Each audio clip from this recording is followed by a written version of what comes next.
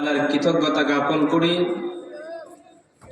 যিনি আমাদেরকে এত সুন্দর একটি ভেরি নাইস ইভেন্ট আয়োজন করার তৌফিক দান করেছেন। সে মহান স্রষ্টা দয়াময় আল্লাহর দরবারে মুসলমান হিসেবে ঈমানি আওয়াজকে উঁচু করে সমুদ্র কণ্ঠে সমস্বরে সকলে জুড়ে সুরে বলি আলহামদুলিল্লাহ। আল্লাহ তাআলার প্রশংসার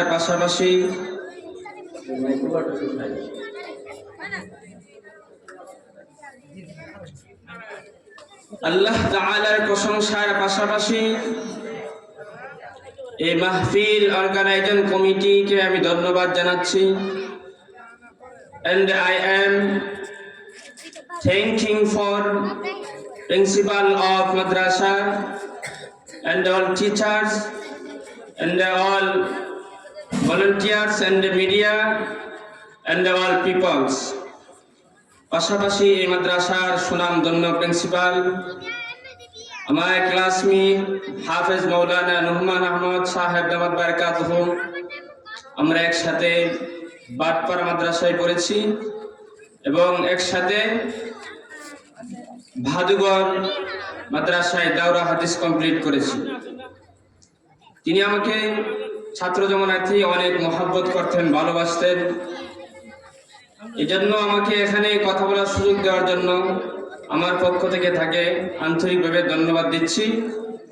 পাশাপাশি এই কথাটা বলতে হয়, এই এলাকাতে আমি আজকে নতুন আসি নাই, এর আগেও এসেছি। এই মসজিদ যখন সর্বপ্রথম জুমার বয়ান শুরু হয়েছিল তখন আমি সেখানে এসেছিলাম এবং উদ্বোধনের দিন আমি সেখানে উপস্থিত ছিলাম। এর আগের রাত্র ছিল সবা বরাতের রাত্র, সেই রাত্র আলহামদুলিল্লাহ আমি সেখানে এসে বয়ান করেছিলাম। পাশাপাশি আপনাদের এলাকার জসিমউদ্দিন সাহেবের ছেলে বিলাল হুসাইন, যিনি সৌদি আরবে আছেন, উনিও আমার ক্লাসমেট, উনিও আন্তরিকভাবে আমাকে অনেক মহব্বত করেন। এই হিসাবে আমি আপনাদের সাথে পরিচিত একজন মানুষ বলা যায়। এই জন্য আমি বলতে চাই, যারা এখনো দূর দূরান্তে বসে আছেন, আমরা মাহফিলের বাইরে না থেকে যদি মাহফিলের ভিতরে এসে বসি তাহলে চারটা উপকার আমরা অর্জন করতে পারবো, চারটা লাভ আমরা অর্জন করতে পারবো। قال رسول الله صلى الله عليه وسلم لا يقعد قوم يذكرون الله إلا حفتهم الملائكة وغشيتهم الرحمة ونزلت عليهم السكينة وذكرهم الله في من عنده।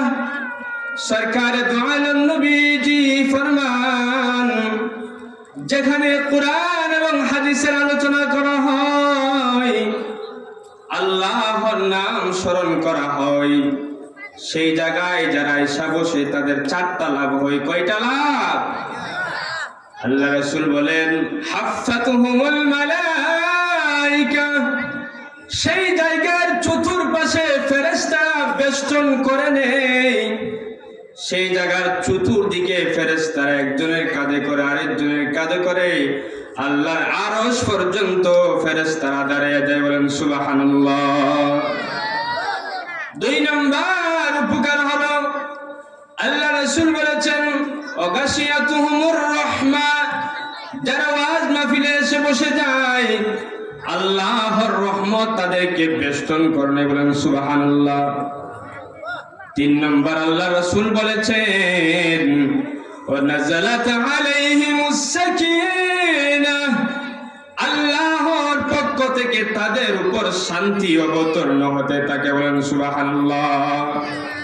চার নম্বর আল্লাহ রাসূল বলেছেন ওয়াযাকারাহুমুল্লাহু ফী মান ইনদাহ, আল্লাহ তাআলা ওই মজলিসের লোকদেরকে নিয়ে আল্লাহ তাআলা আল্লাহর কাছে ফেরেশতাদেরকে নিয়ে ওই লোকদেরকে নিয়ে আল্লাহ তাআলা ফেরেশতাদের সাথে আলোচনা করতে থাকে। বলেন সুবহানাল্লাহ।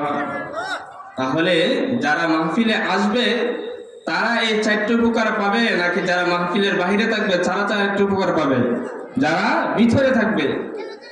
এই জন্য যারা আমরা এখনো মাহফিলের ভিতরে না এসে বিভিন্ন চার দোকানে অন্য অন্য জায়গায় বসে আমরা সময় নষ্ট করতেছি, এই 4টা উপকার যদি আমরা পেতে চাই, মাহফিলের ভিতরে আমরা সকলে চলে আসি। আমি আপনাদের সামনে সম্মুখখানে বসে কুরআনে কারীমের সূরা বনী ইসরাঈলের 82 নম্বর আয়াত তেলাওয়াত করেছি। আল্লাহ তাআলা এই কুরআনে কারীমকে কেন নাযিল করেছেন, আমি আজকে আপনাদের সামনে আমার আলোচিত আয়াত থেকে আপনাদেরকে সেই বিষয়টি জানাতে চাই। আমরা আমাদের মধ্যে অনেকে বিভিন্ন রোগে আমরা আক্রান্ত আছি কিনা? কাহারো ডায়াবেটিস, কাহারো প্রেসারের সমস্যা, কাহারো ক্যান্সার, বিভিন্ন রোগে আমরা আক্রান্ত হয়ে যাচ্ছি। কারণ আমাদের বাংলাদেশের খানা সবগুলা ফিউল নাকি না, সব ভেজালযুক্ত খাবার। আগের দিনের মহিলারা তারা বাচ্চা জন্ম দিতে গিয়া তারা কোনোদিন তাদের সিজার করার চিন্তা করতে হয়েছে না। আর এখন আপনি ডাক্তারের কাছে যাইবেন, ডাক্তার আপনাকে দেখাইবে উপকারজনক ওষুধ দিচ্ছে যেন আপনার সিজার না হয়, কিন্তু তারা গোড়ায় আমাদেরকে এমন ওষুধ দিয়ে যে ওষুধ খাইলে আমাদের সিজার অবশ্যই করতে, ঠিক কিনা বলেন? এই জন্য ওষুধ যত কম খেয়ে বাঁচা যায়। আগের দিনে মানুষ তারা এত ওষুধ ব্যবহার করছে না, ওষুধ তারা ব্যবহার করে নাই, আল্লাহর উপর ভরসা করেছে, তাদেরকে আল্লাহ সুস্থ রেখেছে। আর আমরা এখন খাই উল্টা পাল্টা খানা খেয়ে আমাদের শরীরে অনেক রোগ জীবন আমরা ঢুকাই দিচ্ছি। এই জন্য আমি আপনাদের সামনে, সময় একেবারে আমার কম, জানি না আমি আমার শেষ পর্যন্ত বসতে পারবো কিনা, আমি আপনাদের সম্মুখপানে কোরআনের যে আয়াত তেলাওয়াত করেছি সেই আয়াতে আল্লাহ তাআলা বলতেছেন, ওয়ানুনাজ্জিলু মিনাল কুরআন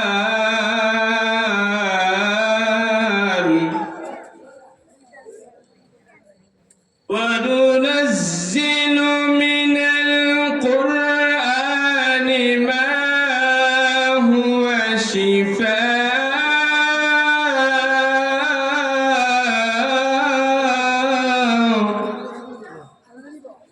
شفاء ورحمة للمؤمنين।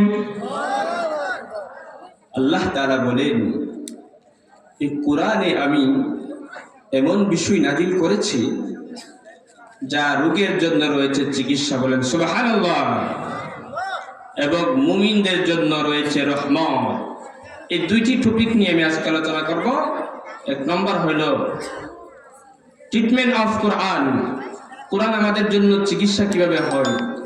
আল্লাহর নবী সরকারে দু আলম নবীজি কে ইহুদিদের মিত্র লাবিদ ইবনে আসাম, তিনি আল্লাহ রসুলকে ব্ল্যাক ম্যাজিক করেছেন,